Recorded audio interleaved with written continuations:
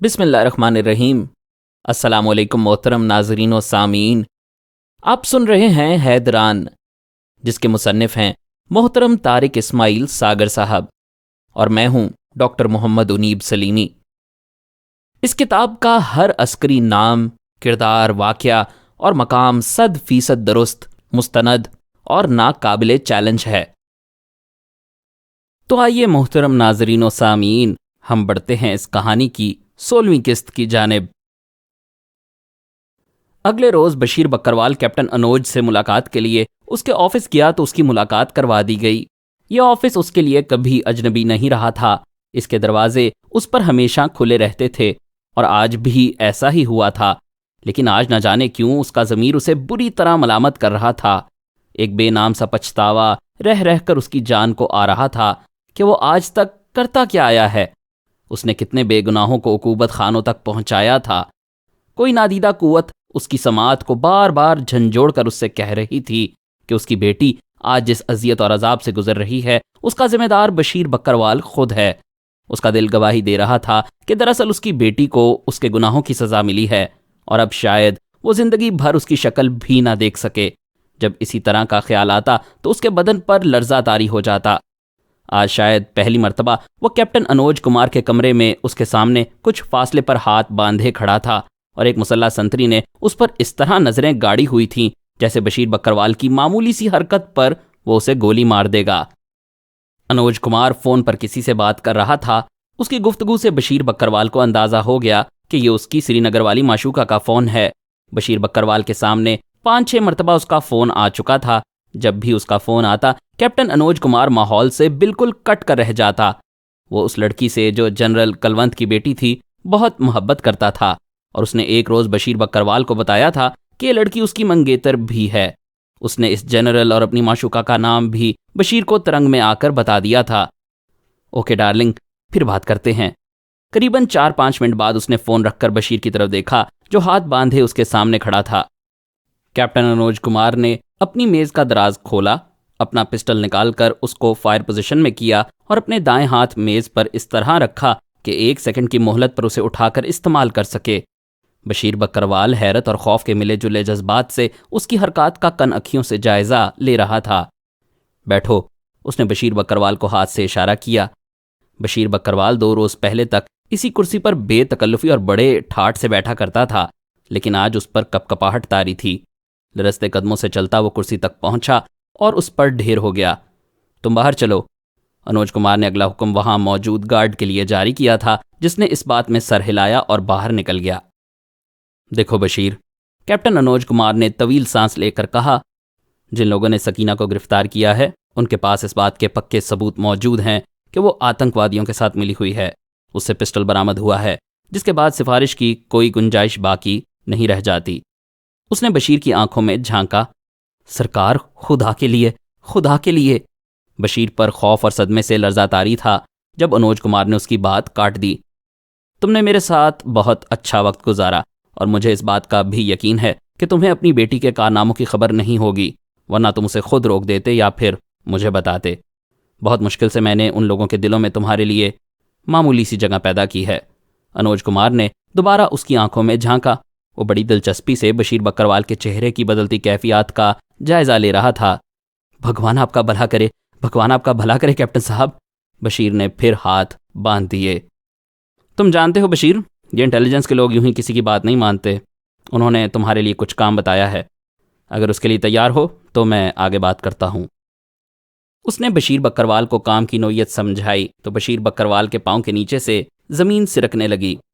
Captain Anuj Kumar نے اسے line of control کے پار جانے اور پاکستانی آرمی سے متعلق تفصیلات جمع کر کے لانے کا ٹاسک دیا تھا، اور کہا تھا کہ اس دوران اس کی بیٹی ان کی حراست میں رہے گی۔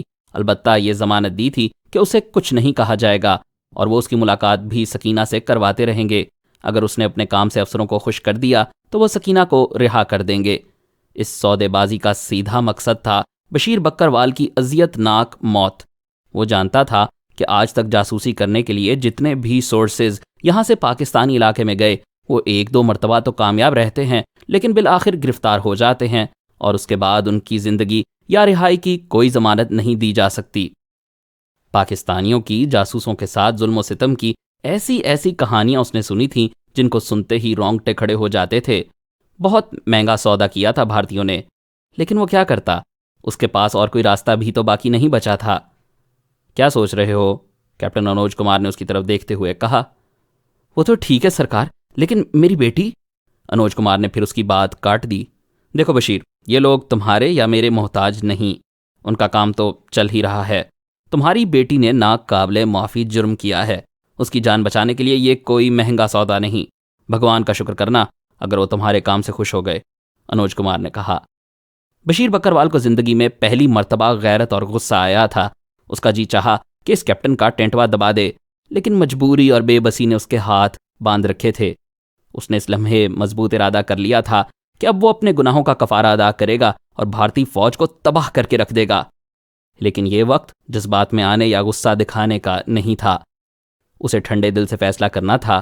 اگر اس نے کچھ کرنا بھی تھا تو اس کے لیے بہت ہوشیاری اور چالاکی کی ضرورت تھی۔ اس نے زندگی میں پہلی مرتبہ انوج کمار اور اس کے افسروں کے لیے شدید نفرت محسوس کی تھی۔ بشیر بکروال کو رہ رہ کر یہ پچھتاوا ہو رہا تھا کہ وہ آج تک جو کچھ بھی کرتا رہا، اس کی ان ظالموں نے ذرہ برابر قدر نہیں کی تھی، اور آج اس کی بیٹی ان کے قبضے میں ہے۔ اس کا جی چاہتا تھا کہ زمین پھٹے اور وہ اس میں سما جائے، لیکن اس طرح سکینہ تو گھر آنے سے رہی۔ اس نے سوچا اس کی زندگی کا صرف ایک ہی مقصد رہ گیا تھا کہ سکینہ کو ان ظالموں کے پنجوں سے نکال کر کسی نہ کسی طرح سرحد پار پہنچا دے، جہاں اس کے چچا اور ماموں اس کے لیے کافی تھے۔ وہ اپنی بیٹی کو اب یہاں ایک پل بھی رکھنے کے لیے تیار نہیں تھا۔ ٹھیک ہے صاحب، جیسے آپ کا حکم، لیکن میں اپنی بیٹی سے ملنا چاہتا ہوں۔ اس نے بالآخر زبان کھولی۔ ابھی نہیں، یہ میرے لیے ممکن نہیں۔ دیکھو بشیر، میں تمہاری خدمات کی وجہ سے تمہارے لیے سب کچھ کر رہا ہوں، میرا کچھ لینا دینا نہیں۔ اگر اپنی بیٹی کی سلامتی چاہتے ہو تو کوئی شرط پیش کرنے کے بجائے ان کی بات پر عمل کرو۔ اب اس کی زندگی تمہارے کام کی مرہون منت ہے۔ اگر اچھا کام لاؤ گے تو اسے معافی مل جائے گی، ورنہ تم بچے نہیں، اچھی طرح جانتے ہو کہ کیا ہو سکتا ہے، انوج کمار نے فیصلہ کن لہجے میں کہہ دیا۔ بشیر بکروال کو یوں محسوس ہو رہا تھا جیسے کسی نے اس کا دل مٹھی میں لے کر زور سے بھینچ دیا ہو۔ اسے اپنے جسم سے جان نکلتی محسوس ہو رہی تھی، لیکن اس کے لیے فی الوقت حالات سے فرار کی کوئی راہ باقی نہیں بچی تھی۔ حالات نے ایک ایک کر کے اس پر زندگی کے تمام دروازے بند کر دیے تھے۔ اب اسے کٹ پتلی کی طرح کیپٹن انوج کمار کے اشاروں پر ناچنا تھا، اور بس۔ تھوڑی دیر بعد انوج کمار نے اس کے لیے چائے اور بسکٹ منگوا لیے جو اس کے حلق سے نیچے نہیں اتر رہے تھے، لیکن اس خوف سے کہ کہیں کیپٹن انوج کمار کو اس پر کوئی شک نہ ہو جائے، وہ چائے بھی پیتا رہا اور بسکٹ بھی کھاتا رہا۔ یہ دیکھو بشیر، تم اس جگہ سے اچھی طرح آشنا ہو۔ کیپٹن انوج کمار نے میز پر بچھے نقشے پر ایک جگہ انگلی رکھی۔ جس جگہ کی وہ نشاندہی کر رہا تھا وہ بشیر بکروال کے علم میں تھی۔ یہاں سے بمشکل 2 کلومیٹر کے فاصلے پر وہ قدرے آباد علاقہ تھا جہاں وہ اکثر اپنی بکریاں لے جایا کرتا تھا۔ یہاں کنٹرول لائن کے ساتھ ساتھ پاکستانیوں نے خفیہ مورچہ بندیاں کی ہوئی ہیں۔ انڈین ایریا میں آتنکوادیوں نے ٹھکانے بنا رکھے ہیں۔ تمہیں ان کا پتہ لگانا ہے جو تمہارے لیے ناممکن نہیں۔ جتنی جلدی اور جتنی اہم معلومات لاؤ گے اتنا ہی فائدہ تمہاری بیٹی کو ہوگا۔ کیپٹن انوج کمار، جو اسے اپنے کوٹے کی شراب مفت دیا کرتا تھا اور جس کے بیڈ روم تک اسے رسائی حاصل تھی، آج اس سے ایک بنیے کی طرح بات کر رہا تھا۔ انتہائی گھٹیا سودے بازی کر رہا تھا جو بشیر بکروال کے لیے بڑا گھاٹے کا سودا تھا۔ جس برفیلے جہنم میں وہ بشیر بکروال کو دھکیل رہا تھا، وہاں سے اس کا زندہ واپس لوٹ آنا ممکن ہی نہیں تھا۔ یہ بات بشیر بھی اچھی طرح جانتا تھا۔ اس کے دل میں شدید نفرت اور انتقام کی آگ بھڑک رہی تھی۔ ایک لمحے کے لیے تو اس نے چاہا کہ بم بن کر اس چھاؤنی پر پھٹے اور سب کچھ تباہ و برباد کر دے، لیکن یہ اس کے اختیار میں نہیں تھا۔ انوج کمار، آج تک تم نے بشیر بکروال کو اپنا غلام ہی دیکھا ہے، اب تمہیں میں بتاؤں گا کہ تمہارے لیے کیا کر سکتا ہوں۔ برباد کر دوں گا میں تم سب کو۔ اس نے دل ہی دل میں عزم کیا اور کچھ دیر اس کے ساتھ گزار کر واپس آ گیا۔ حیرت انگیز طور پر وہ خود کو قدرے ہلکا پھلکا محسوس کر رہا تھا۔ اس کی خواہش تھی کہ جیسے بھی ممکن ہو اس کا رابطہ مجاہدین یا پاکستانی انٹیلیجنس سے ہو جائے اور وہ ان تک یہاں سے متعلق معلومات کا وہ ذخیرہ منتقل کر دے جو اس کے دماغ میں محفوظ ہے۔ بیوی بے چینی سے اس کی منتظر تھی۔ بشیر نے اسے حوصلہ دلایا اور جلد ہی اس کی بیوی پر انکشاف ہوا کہ آج اسے سابقہ بشیر بکروال کی بجائے ایک بدلے ہوئے بشیر سے واسطہ پڑا ہے جو اپنے ماضی پر بری طرح پچھتاوے کا شکار اور اس گناہ کا کفارہ ادا کرنے کے لیے بے چین ہے۔ بشیر کی بیوی کو اپنی بیٹی کے غم نے باولا کر رکھا تھا، لیکن اپنے خاوند کا بدلا ہوا روپ دیکھ کر، جس کی وہ اللہ سے دن رات دعائیں مانگا کرتی تھی، اسے قدر تمانیت کا احساس ہوا۔ شاید اس کی دعائیں قبول ہو گئی تھیں، لیکن اس تبدیلی کی بہت قیمت ادا کی تھی انہوں نے۔ بشیر کی بیوی نیک عورت تھی، اپنے خاوند کے کرتوت سے آگاہ، لیکن سوائے اس پر کٹتے رہنے کے اور کچھ کرنا اس کے بس میں نہیں تھا۔ آج جب اس نے اپنے خاوند کا نیا روپ دیکھا تو جہاں دل میں اللہ کا شکر ادا کیا، وہاں یہ سوچ کر اس کا کلیجہ منہ کو آنے لگا کہ اس تبدیلی کے لیے شاید قدرت نے ان سے بیٹی کی قربانی وصول کر لی ہے۔ اس سے زیادہ کچھ وہ سوچ بھی نہیں سکتی تھی۔ آج تک وہ بشیر سے کہتی آئی تھی کہ انہیں پاکستان لوٹ جانا چاہیے، لیکن آج بشیر نے اس سے کہا تھا کہ وہ ضرور واپس جائیں گے۔ اب یہ جگہ ان کے رہنے کے لائق نہیں رہی۔ یہاں سے جانے کی وہ ہر قیمت ادا کرنے پر تیار تھا۔ یہاں اس نے اپنی اچھی جائیداد بنا لی تھی، لیکن اب اسے کسی چیز کی پرواہ نہیں تھی۔ وہ صرف اپنی بیٹی کی رہائی اور انڈین فوج کی بربادی چاہتا تھا۔ یہی عزم لے کر بشیر رات دیر گئے چارپائی پر لیٹا اور اب آنے والے حالات سے نمٹنے کی منصوبہ بندی کر رہا تھا۔ بخت خان کو ایک پل چین نہیں تھا۔ وہ جانتا تھا سکینہ کا باپ بھارتی فوج کا ٹاؤٹ ہے، لیکن اسے علم تھا کہ اس کی یہ ٹاؤٹی اور ماضی کی خدمات اس کے کسی کام نہیں آئیں گی۔ وہ اپنی خدمات کے عوض اپنی بیٹی کو ان موذیوں کے چنگل سے کبھی رہائی نہیں دلا سکے گا۔ اس کے باوجود وہ اس سے ملنا چاہتا تھا۔ وہ جانتا تھا بشیر کے ساتھ فوجیوں نے کیا سلوک کیا ہوگا۔ اس کا دل یہ گواہی بھی دے رہا تھا کہ اس سلوک کے بعد بشیر کی عقل ٹھکانے آ گئی ہوگی۔ وہ اس کی مدد سے کوئی نہ کوئی راستہ سکینہ کی رہائی کا نکال سکتے ہیں۔ سکینہ کا معاملہ اس نے اپنے ساتھیوں کے سامنے رکھا تھا اور وہ سب اس بات پر متفق تھے کہ سکینہ کو جلد از جلد فوج کے چنگل سے نکال لینا چاہیے، خواہ اس کے لیے کسی حد تک بھی جانا پڑے۔ کیا اسے سکینہ کے باپ سے رابطہ قائم کرنا چاہیے؟ اس نے سوچا، اور اس سوال کا جواب اسے ہاں میں ملا۔ لیکن اتنا بڑا قدم وہ خود سے نہیں اٹھا سکتا تھا۔ اس کے لیے اسے بہرحال اپنے ساتھیوں سے مشورہ کرنا تھا، اور یہی ان کا اصول تھا۔ جب یہ سوال اور اس کا ممکنہ جواب بخت خان نے اپنے ساتھیوں کے سامنے رکھا تو انہوں نے کافی غور و خوض کے بعد اسے اجازت دے دی، لیکن اس سے پہلے اپنے تمام ممکنہ حفاظتی اقدامات بھی کر لیے تھے۔ سب سے پہلے انہیں اس امر کی یقین دہانی حاصل کرنا تھی کہ بھارتی انٹیلیجنس نے بشیر پر نگرانی تو نہیں رکھی ہوئی۔ اس امر کا جائزہ لینے کے لیے انہوں نے پہلے بشیر کی نگرانی کا فیصلہ کر لیا تھا، اور 2 مقامی مجاہدین یہی مشن لے کر اس سے چمٹے ہوئے تھے۔ ان کی طرف سے اس یقین دہانی کے بعد کہ فی الوقت میدان صاف ہے، بخت خان نے بشیر سے ملنے کا عزم کر لیا تھا اور آج یہی ارادہ لے کر اس کی طرف جا رہا تھا۔ بشیر نے حامی تو بھر لی تھی، اور بظاہر انوج کمار کو اس بات کا یقین بھی تھا کہ بے غیرتی کی جن حدوں کو بشیر بکروال عبور کر چکا ہے، اس کے بعد انہیں اس کی طرف سے ڈبل کراس ہونے کا کوئی خطرہ نہیں ہونا چاہیے۔ یوں بھی بشیر کے جتنے مفادات بھارتی مقبوضہ کشمیر سے جڑے ہوئے تھے، ان کی قربانی دینے کے لیے کوئی بھی عقل مند شخص کبھی تیار نہیں ہو سکتا تھا۔ بشیر کے دل و دماغ میں جو آندھیاں چل رہی تھیں، اس کا تو انوج کمار کو اندازہ ہی نہیں تھا۔ بشیر نے اسے 2-3 دنوں کی مہلت مانگی تھی، کیونکہ یہ چاند کی ڈھلتی راتوں کا آغاز تھا، اور بشیر نے بظاہر انہیں اسی چکر میں ڈالا تھا کہ چاندنی راتوں میں وہ سرحد عبور کرنے کا خطرہ مول نہیں لے سکتا۔ شام ڈھلے وہ چپ چاپ گھر سے نکل گیا، لیکن سرحد عبور کرنے کے لیے نہیں، بلکہ مجاہدین سے ممکنہ ملاقات کے لیے۔ اس دھندے میں طویل عرصہ گزارنے کے بعد اسے اس بات کا تو بخوبی اندازہ ہو گیا تھا کہ یہاں مجاہدین کی نقل و حرکت ہے، اور یہ بات بھی اسے اچھی طرح سمجھ آ گئی تھی کہ اس کی بیٹی نے مجاہدین کی مدد کی تھی، اسے اندھیرے میں رکھ کر، کیونکہ وہ اپنے باپ کے کرتوت سے اچھی طرح واقف تھی۔ گاؤں سے ملحقہ پہاڑی سلسلے میں جیسے ہی وہ داخل ہوا، اچانک اسے اپنے تعاقب کا احساس ہونے لگا۔ بشیر بکروال نے ساری زندگی سرحد کے آر پار جانے میں لگا دی تھی۔ طویل عرصے سے وہ اس دھندے میں لگا تھا، اور گہرے سناٹے میں اس کے کان ضرورت سے زیادہ ہی حساس ہو جایا کرتے تھے۔ اپنی فطرت کے مطابق وہ چکنا ہو گیا، اور تربیت کے مطابق اس نے اپنی جگہ بیٹھ کر سنگن لینے کی کوشش کی۔ اسے اس بات کا شک تھا کہ انوج کمار نے ضرور اس کی خفیہ نگرانی شروع کروائی ہوئی ہے۔ ممکن ہے انوج کمار کو یہ شک پیدا ہو گیا ہو کہ بشیر اپنی بیٹی کی گرفتاری اور بھارتیوں کے سلوک کے بعد باغی نہ ہو جائے۔ یہی وہ امکانات تھے جنہوں نے وسوسوں کا روپ دھار کر بشیر کو جکڑا ہوا تھا۔ یہ امکان تو اس کے گمان میں بھی نہیں آ سکتا تھا کہ وہ بھارتی انٹیلیجنس کی نہیں بلکہ مجاہدین کی نگرانی میں ہے، جو خود اس سے رابطہ کرنے کی کوشش کر رہے ہیں۔ قدرے مطمئن ہونے کے بعد بشیر نے قدم آگے بڑھائے اور وہ راستہ اختیار کیا جو دوسرے گاؤں کو جانے کا شارٹ کٹ سمجھا جاتا تھا۔ اس طرح شاید وہ تعاقب کرنے والوں کو یہ تاثر دینا چاہتا تھا کہ وہ دوسرے گاؤں اپنے عزیزوں سے ملنے جا رہا ہے۔ ابھی بمشکل وہ 200 گز ہی چلا ہوگا جب اچانک اس کا دل اتنی تیزی سے دھڑکا کہ بشیر لرز کر رہ گیا۔ بات ہی کچھ ایسی تھی، اچانک اسے ایک نوجوان جس نے اپنا چہرہ چھپایا ہوا تھا اپنی طرف گن تانے دکھائی دیا۔ عام حالات میں ایسا ہوتا تو بشیر کے ہاتھ پاؤں بھی شاید پھول جاتے، لیکن اپنی طرف اٹھی گن سے اس نے اس بات کا اندازہ لگا لیا تھا کہ کم از کم یہ بھارتی فوج نہیں، کوئی اور ہے۔ دائیں طرف چلو۔ بشیر فوراً دائیں طرف گھوم گیا اور گھومنے پر اسے ایسا ہی ایک دوسرا نوجوان دکھائی دیا جس نے اس کی طرف پسٹل تان رکھا تھا جس پر سائلنسر لگا ہوا تھا۔ سیدھے چلتے جاؤ، خبردار اگر اپنی زبان سے ایک لفظ بھی نکالا تو۔ اگلا دھمکی نما حکم ملا۔ بشیر آہستہ آہستہ نارمل ہو رہا تھا۔ اس کے دل و دماغ نے گواہی دے دی تھی کہ یہ وہی لوگ ہیں جن سے وہ خود رابطہ کرنے جا رہا تھا۔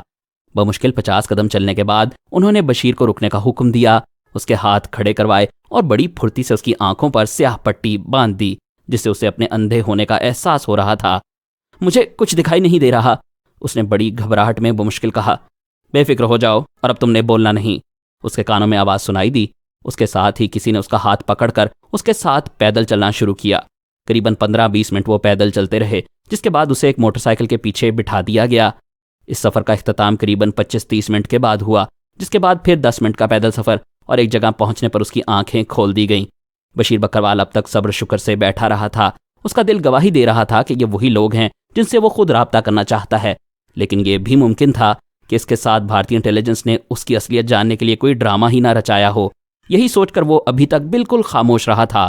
یہاں موجود چہروں کو غور سے دیکھنے کے بعد وہ اس نتیجے پر پہنچا کہ ضرور یہ مجاہدین ہی ہیں۔ کیا نام ہے تمہارا؟ اس کے سامنے چارپائی پر بیٹھے نوجوانوں میں سے ایک نے سوال کیا۔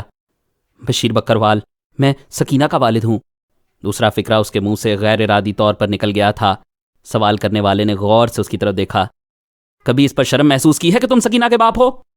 بشیر کو یوں محسوس ہوا جیسے کسی نے پگھلتا سیسا اس کے کانوں میں انڈیل دیا ہو۔ وہ خاموش رہا۔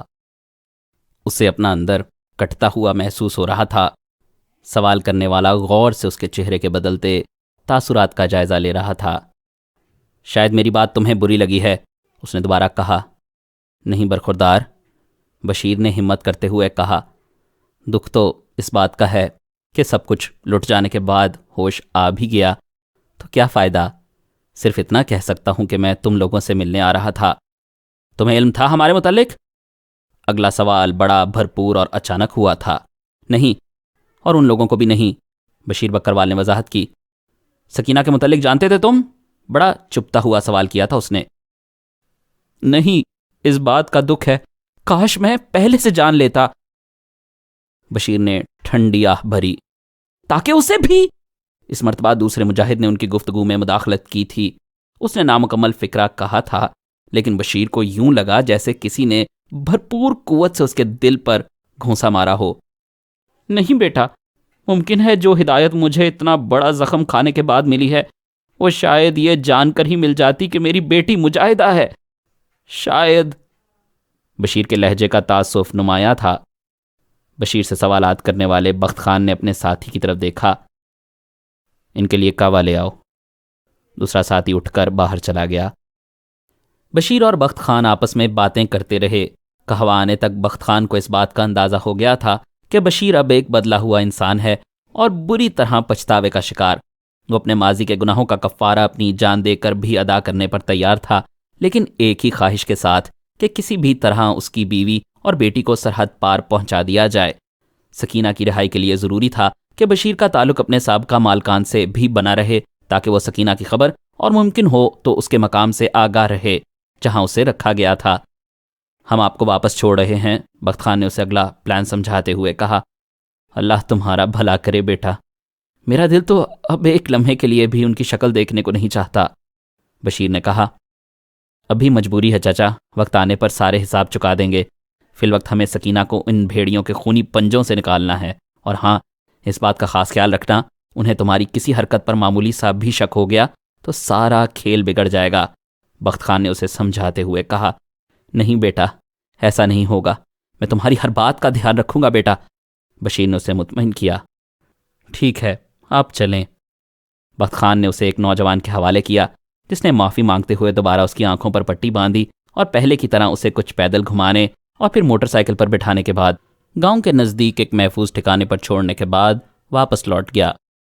گاؤں واپس آنے تک اس نے ان تمام امکانات کو ذہن نشین کر لیا تھا جن سے ممکنہ واسطے کی صورت میں اسے بخت خان کی متعلقہ ہدایات پر عمل کرنا تھا۔ فی الوقت اس کے لیے دیکھو اور انتظار کرو کی پالیسی ہی بہترین تھی۔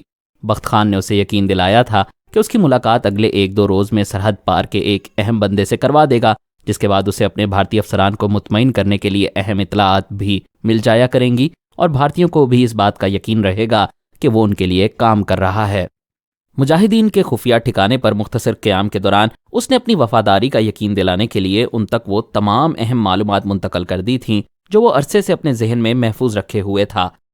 ان معلومات کو کاغذ اور کیسٹ پر منتقل اور ریکارڈ کر لیا گیا تھا اور اسے یقین دلایا گیا تھا کہ اگلے 24 گھنٹوں میں یہ تمام معلومات سرحد پار پہنچ جائیں گی جو ان کے لیے بہت کارآمد ہوں گی۔ مزید اقساط سننے کے لیے ہمارے چینل کو سبسکرائب کیجیے، بیل آئیکن کو کلک کریں تاکہ آپ کو ہمارے نئے اپلوڈز کے متعلق نوٹیفیکیشنز ملتی رہیں۔ ہماری ویڈیوز کو لائک اور شیئر کریں اور کمنٹ سیکشن میں ہمیں اپنی رائے سے آگاہ کرتے رہیں۔